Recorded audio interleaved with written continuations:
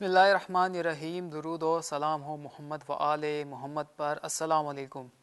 بعثت خبر نامے میں خوش آمدید۔ نظر ڈالتے ہیں 29 نومبر اور 1 ربیع الثانی کی اہم ملکی اور عالمی خبروں کی شہ سرخیوں پر۔ گزشتہ 5 سال کے دوران خواتین پر تشدد، زیادتی، قتل اور تیزاب پھینکنے کے 15,000 سے زائد کیسز رپورٹ ہوئے ہیں۔ مقبوضہ کشمیر میں بھارتی ریاستی دہشت گردی اور ظلم و بربریت کا سلسلہ تھم نہ سکا۔ جنت نظیر وادی میں کرفیو اور لاک ڈاؤن 170ویں روز میں داخل ہو گئے ہیں۔ ناروے میں قرآن مجید کی اہانت کے خلاف پاکستان میں احتجاجی مظاہروں کا سلسلہ بدستور جاری ہے۔ وزیر اعظم عمران خان نے کہا ہے کہ ایران کے ساتھ دو طرفہ تعلقات کو مضبوط بنانا ہماری خارجہ پالیسی کی اہم ترجیحات میں شامل ہے۔ یمنی فوج نے عسیر کے علاقے میں سعودی عرب کا ایک جنگی ہیلی کاپٹر مار گرایا ہے۔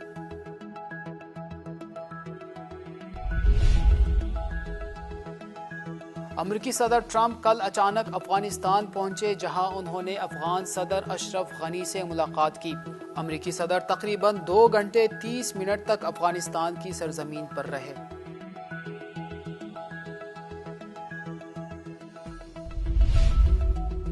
ایرانی وزیر خارجہ کے نائب برائے سیاسی امور نے کہا ہے کہ ابھی بھی جوہری معاہدے کو بچانے کے لیے امیدیں باقی ہے، مگر یہ مسئلہ یورپ کے وعدوں کی پابندی پر منحصر ہے۔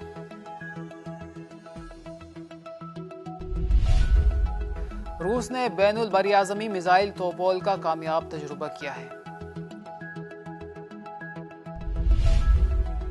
سعودی عرب اور متحدہ عرب امارات کے درمیان بھارت کی مغربی ریاست مہاراشٹر میں $70 ارب کی ریفائنری لگانے کے حوالے سے تبادلہ خیال ہوا ہے۔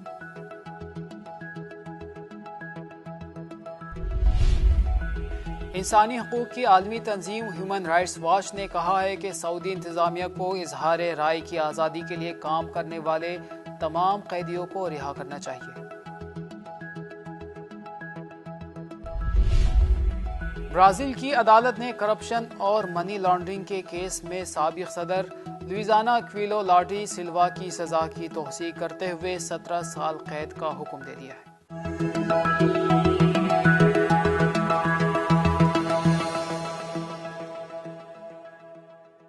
اور اب خبریں تفصیل کے ساتھ۔ گزشتہ 5 سال کے دوران خواتین پر تشدد، زیادتی، قتل اور تیزاب پھینکنے کے 15,000 سے زائد کیسز رپورٹ ہوئے ہیں۔ رپورٹ کے مطابق پنجاب میں خواتین کے قتل اور زیادتی کے واقعات کم ہونے کی بجائے ہر سال زیادہ ہونے لگے ہیں، اور صوبے کی پولیس کی بنائی اپنی رپورٹ نے سب واضح کر دیا، جس کے مطابق گزشتہ 5 سال کے دوران خواتین پر تشدد، زیادتی، قتل اور تیزاب پھینکنے کے 15,000 سے زائد کیسز رپورٹ ہوئے۔ رپورٹ کے مطابق سال 2014 میں خواتین سے زیادتی کے 2,281، 2015 میں 2,618، 2016 میں 2,746، 2017 میں 2,998 اور 2018 میں 2,937 کیسز رپورٹ ہوئے۔ رواں برس کے صرف 10 ماہ کے دوران خواتین سے زیادتی کے 3,387 کیسز رپورٹ ہوئے ہیں۔ رپورٹ میں بتایا گیا ہے کہ 2019 کے 10 ماہ کے دوران غیرت کے نام پر 149 خواتین کو قتل کیا گیا، اور گزشتہ برس یہ تعداد 198 تھی۔ رواں برس 10 ماہ کے دوران تیزاب پھینکنے کے 36 واقعات رپورٹ ہوئے، جبکہ سال 2018 کے دوران 37 کیسز رپورٹ ہوئے تھے۔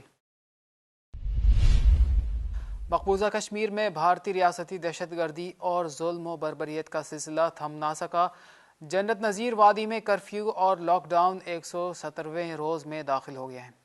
رپورٹ کے مطابق مقبوضہ کشمیر میں دکانیں، کاروبار، تعلیمی مراکز بند ہیں اور لوگ گھروں میں بدستور محصور ہو کر رہ گئے ہیں۔ مقبوضہ وادی میں نام نہاد سرچ آپریشن کی آڑ میں مظلوم اور نہتے کشمیریوں کے قتل کا سلسلہ بھی جاری ہے۔ وادی میں خوف کے سائے برقرار ہیں، جبکہ سری نگر کی جامع مسجد سمیت دیگر مساجد میں نماز جمعہ ادا نہیں کرنے دی جا رہی۔ قابض بھارتی فوج نے کشمیریوں کی زندگی اجیرن بنا دی ہے اور وادی میں حالات تاحال کشیدہ ہے۔ ناروے میں قرآن مجید کی اہانت کے خلاف پاکستان میں احتجاجی مظاہروں کا سلسلہ بدستور جاری ہے۔ پاکستان کی سیاسی و مذہبی جماعتوں، وکلاء اور سول سوسائٹی کی جانب سے ناروے میں قرآن مجید کی اہانت کے خلاف احتجاجی مظاہروں کا سلسلہ بدستور جاری ہے، اور اس سلسلے میں کل جماعت اسلامی ضلع ملتان جنوبی کی جانب سے احتجاجی مظاہرہ کیا گیا۔ مظاہرین نے کتبے اٹھا رکھے تھے جن پر اسلامو فوبیا پر مسلمانوں کے خلاف سازشوں کی مذمتی کے الفاظ درج تھے۔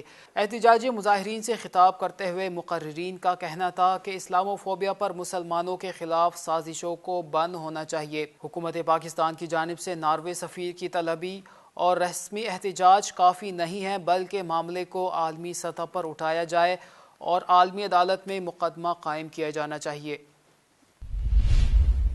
وزیر اعظم عمران خان نے کہا ہے کہ ایران کے ساتھ دو طرفہ تعلقات کو مضبوط بنانا ہماری خارجہ پالیسی کی اہم ترجیحات میں شامل ہے۔ وزیر اعظم عمران خان نے جمعرات کے روز اسلام آباد میں افریقی ممالک میں تعینات پاکستانی سفیروں کے ساتھ ایک اجلاس سے خطاب میں دنیا کے ممالک کے ساتھ تعلقات بڑھانے کا حوالہ دیتے ہوئے کہا کہ ایران کے ساتھ دو طرفہ تعلقات کو مضبوط بنانا ہماری خارجہ پالیسی کی اہم ترجیحات میں شامل ہے۔ اس موقع پر انہوں نے کہا کہ ایران کے ساتھ کثیر الجہتی تعلقات کو بڑھانا ہماری حکومت کی سفارتی کامیابی کی علامت ہے۔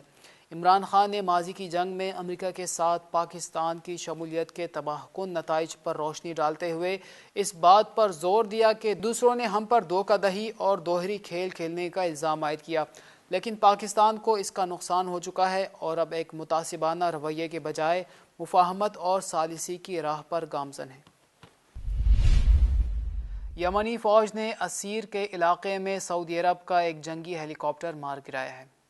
رپورٹ کے مطابق یمنی فوج نے اسیر کے علاقے میں سعودی فضائیہ کا ایک جہاز مار گرایا ہے۔ یمنی فوج کے ترجمان کا کہنا ہے کہ سعودی عرب کے اپاچی ہیلی کاپٹر کو میزائل سے نشانہ بنایا گیا۔ یمنی فوج کے ترجمان نے مزید تفصیلات نہیں بتائی۔ دوسری طرف سعودی حکام نے جنگی جہاز کے مار گرانے کی تصدیق یا تردید نہیں کی ہے۔ امریکی صدر ڈونلڈ ٹرمپ نے جمعرات کے روز افغانستان کے صدر اشرف غنی سے ملاقات کے دوران کہا کہ امریکہ نے ایک بار پھر طالبان سے مذاکرات بحال کی ہے۔ پہلے ہم سیز فائر چاہتے تھے، طالبان نہیں مان رہے تھے۔ امریکی صدر ٹرمپ کل اچانک افغانستان پہنچے، جہاں انہوں نے افغان صدر اشرف غنی سے ملاقات کی۔ امریکی صدر ڈونلڈ ٹرمپ نے جمعرات کے روز افغانستان کے صدر اشرف غنی سے ملاقات کے دوران کہا کہ امریکہ نے ایک بار پھر طالبان سے مذاکرات بحال کی ہے۔ پہلے ہم سیز فائر چاہتے تھے، طالبان نہیں مان رہے تھے۔ امریکی صدر نے دعویٰ کیا کہ امریکہ نے طالبان کے ساتھ امن مذاکرات کا عمل بحال کر دیا ہے۔ امریکی افواج مکمل فتح یا ڈیل تک افغانستان میں ہی رہیں گی۔ اس موقع پر افغان صدر اشرف غنی نے کہا کہ طالبان امن معاہدے میں سنجیدہ ہے تو جنگ بند کرنا ہوگی۔ امریکی صدر تقریباً 2 گھنٹے 30 منٹ تک افغانستان کی سرزمین پر رہے۔ ایرانی وزیر خارجہ کے نائب برائے سیاسی امور نے کہا ہے کہ ابھی بھی جوہری معاہدے کو بچانے کے لیے امیدیں باقی ہے، مگر یہ مسئلہ یورپ کے وعدوں کی پابندی پر منحصر ہے۔ یہ بات سید عباس عراقچی نے گزشتہ روز ہالینڈ کی NRC اخبار کے ساتھ گفتگو کرتے ہوئے کہی۔ انہوں نے کہا کہ یورپ کو ایران جوہری معاہدے، جن کے قائدین اس کے تحفظ اور تسلسل پر زور دے رہے ہیں، کو بچانے کے لیے کوشش کرنا ہوگا۔ عراقچی نے اس بات پر زور دیا کہ جوہری معاہدہ نازک صورتحال کا شکار ہے اور اس معاہدے کے وعدوں پر عمل کرنے کا نتیجہ بڑھتی ہوئی پابندیاں تھیں۔ انہوں نے کہا کہ اگر دوسرے فریقین اپنے وعدوں پر قائم نہ رہیں تو ہم بھی اپنے رویے کو تبدیل کریں گے۔ انہوں نے جوہری معاہدے سے امریکی علیحدگی کے تباہ کن نتائج کا حوالہ دیتے ہوئے کہا کہ کوئی بھی اس سے انکار نہیں کر سکتا کہ ان پابندیوں سے ہمیں زیادہ قیمت نہیں اٹھانا پڑی۔ روس نے بین البراعظمی میزائل توپول کا کامیاب تجربہ کیا ہے۔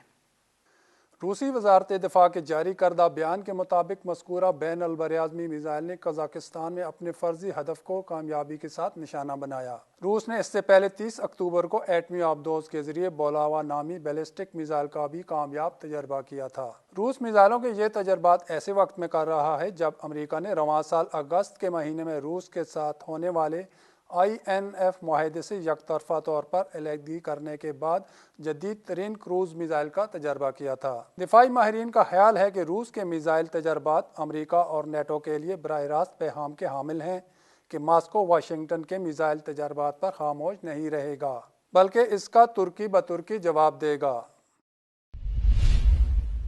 سعودی عرب اور متحدہ عرب امارات کے درمیان بھارت کی مغربی ریاست مہاراشٹر میں $70 ارب کی ریفائنری لگانے کے حوالے سے تبادلہ خیال ہوا ہے۔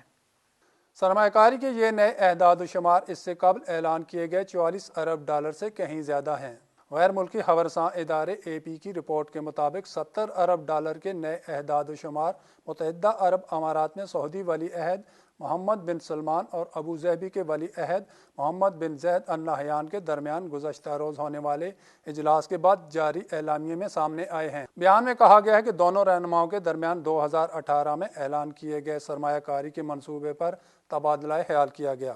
اس سرمایہ کاری کے ذریعے ریفائنری اور پیٹرو کیمیکلز کمپلیکس تعمیر کیا جانا ہے، جہاں بھارتی مارکیٹ کے لیے یومیہ 6 لاکھ بیرل سعودی اور اماراتی خام تیل سپلائی کیا جائے گا۔ انسانی حقوق کی عالمی تنظیم ہیومن رائٹس واچ نے کہا ہے کہ سعودی انتظامیہ کو اظہار رائے کی آزادی کے لیے کام کرنے والے تمام قیدیوں کو رہا کرنا چاہیے۔ اسپوتنگ کی رپورٹ کے مطابق انسانی حقوق کی مقامی تنظیم ALQST کا کہنا ہے کہ سعودی عرب نے بین الاقوامی دباؤ اور میڈیا کوریج کے پیش نظر 3 زیر حراست صحافیوں کو رہا کیا ہے۔ ALQST نے ٹویٹر پر یہ اطلاع دیتے ہوئے لکھا ہے کہ سعودی عرب میں حال ہی میں ہوئی گرفتاریوں کی میڈیا کوریج اور بین الاقوامی دباؤ کے پیش نظر انتظامیہ نے مصنف بدر الرشید، سلیمان الصحان النصیر اور بلاگر فواد فرحان کو رہا کیا ہے۔ تاہم سعودی عرب کو اظہار رائے کی آزادی کے لیے کام کرنے والے تمام قیدیوں کو رہا کرنا چاہیے۔ ALQST نے پیر کے روز کہا تھا کہ سعودی انتظامیہ نے 16 نومبر سے متعدد صحافیوں کو حراست میں لیا ہوا ہے۔ برازیل کی عدالت نے کرپشن اور منی لانڈرنگ کے کیس میں سابق صدر لوئزانا کیویلو لاڈی سلوا کی سزا کی توثیق کرتے ہوئے 17 سال قید کا حکم دے دیا ہے۔ خبر رساں ایجنسی کے مطابق برازیل کی عدالت نے کرپشن اور منی لانڈرنگ کیس میں سابق صدر لوئزانو کیلو لاڈی سلوا کی سزا کی توثیق کرتے ہوئے 17 سال قید کا حکم دیا ہے۔ اطلاعات کے مطابق سابق صدر پر گھر کی تزئین و آرائش کے لیے رشوت لینے کا الزام ہے، لیکن انہوں نے ہمیشہ اس الزام کو مسترد کرتے ہوئے کہا کہ اس گھر سے ان کا کوئی تعلق نہیں بلکہ یہ گھر ان کے دوست کا ہے۔ اپیل کورٹ کے 3 ججز پر مشتمل بینچ نے لولا کو قصوروار ٹھہراتے ہوئے ان کی پہلے سے موجود سزا جو کہ 12 سال اور 11 ماہ تھی کو بڑھا کر 17 سال 1 ماہ کرنے کا حکم دیا ہے۔ یہ تھی آج کی اہم خبریں۔ اگلے خبرنامے تک اجازت دیجیے۔ دیکھتے رہیے بہست تعلیمی ٹی وی چینل۔ اللہ حافظ۔